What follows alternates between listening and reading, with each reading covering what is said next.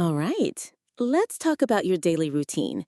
What does a typical weekday look like for you? My weekdays tend to follow a fairly structured pattern, largely dictated by my work commitments. I usually wake up around 5:30 a.m. to kickstart my day. After a quick breakfast and catching up on the news, I commute to the office.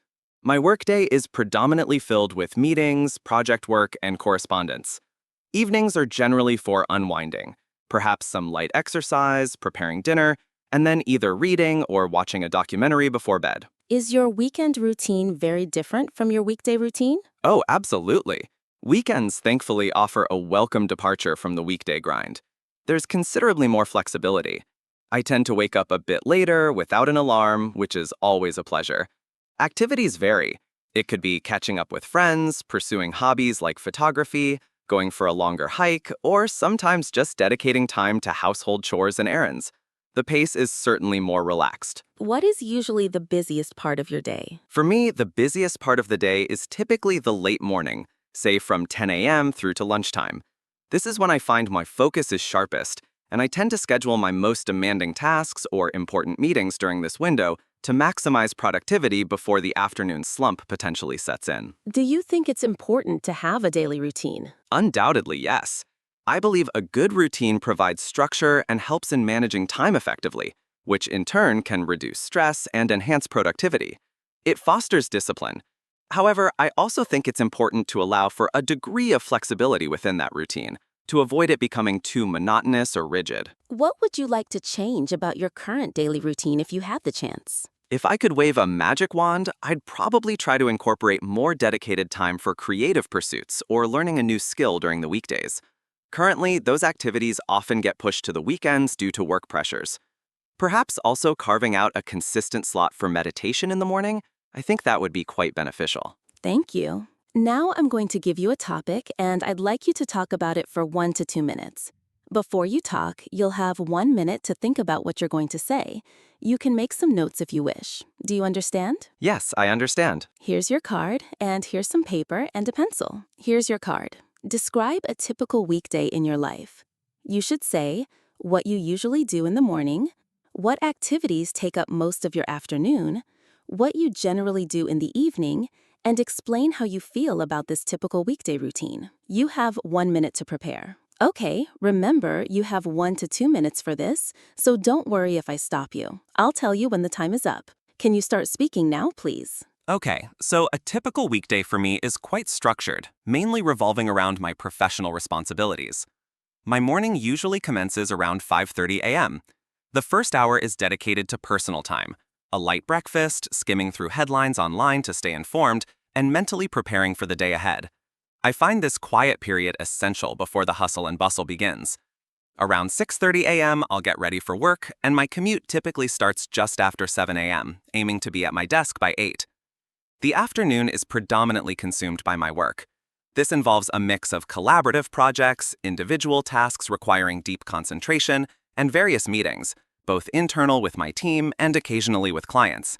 I try to take a proper lunch break away from my desk, perhaps for a short walk to clear my head and recharge for the latter part of the day, which often involves following up on emails and planning for the subsequent day. My evenings, starting from around 5:30 or 7 p.m., are about winding down and personal well-being. I usually prepare dinner. I quite enjoy cooking as a way to de-stress. After dinner, I might engage in some light physical activity like a jog or some yoga. Otherwise, I'll dedicate time to reading a book, catching up on a series, or perhaps a call with family or friends. I try to disconnect from work-related screens about an hour before bed to ensure a good night's sleep, typically around 10:30 p.m. Overall, I feel quite content with this weekday routine. It provides a good balance between productivity and personal time, although, like many, I sometimes wish there were more hours in the day. The structure helps me stay focused and achieve my goals, but I also appreciate the small pockets of spontaneity that can occur. There's a certain sense of accomplishment at the end of a well-managed weekday. Thank you. Do you ever find your routine boring? Occasionally, yes, particularly if several weeks follow the exact same pattern without much variation. That's when I actively try to inject something new, even if it's small, like trying a new recipe or a different route for a walk. We've been talking about your daily routine. Now I'd like to ask you some more general questions related to this. In what ways do you think daily routines have changed for people in your country compared to, say, 50 years ago? That's an interesting point. I believe there's been a palpable shift. 50 years ago, routines were perhaps more rigidly defined by standard working hours, often 9 to 5, and a clear separation between work and home life. Technology, particularly the digital revolution, has blurred these lines considerably. Now, many people have more flexible working arrangements, but this can also mean work bleeds into personal time more easily. Furthermore, leisure activities have diversified immensely due to technological advancements and increased global connectivity. What are the main benefits of having an organized daily schedule for individuals? The advantages are manifold, I think. Firstly, an organized schedule promotes efficiency and productivity. Knowing what needs to be done and when helps in prioritizing tasks. Secondly, it can significantly reduce stress and anxiety because it provides a sense of control and predictability. Thirdly, it helps in cultivating good habits, whether related to health, work, or personal development.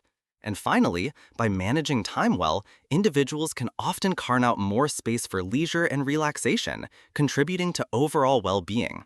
Conversely, are there any potential downsides to strictly adhering to a routine? Yes, there can be. While structure is beneficial, an overly rigid adherence to a routine can stifle spontaneity.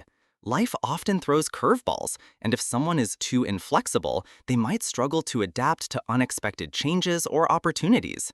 It could also lead to a sense of monotony or boredom if there's no room for variation.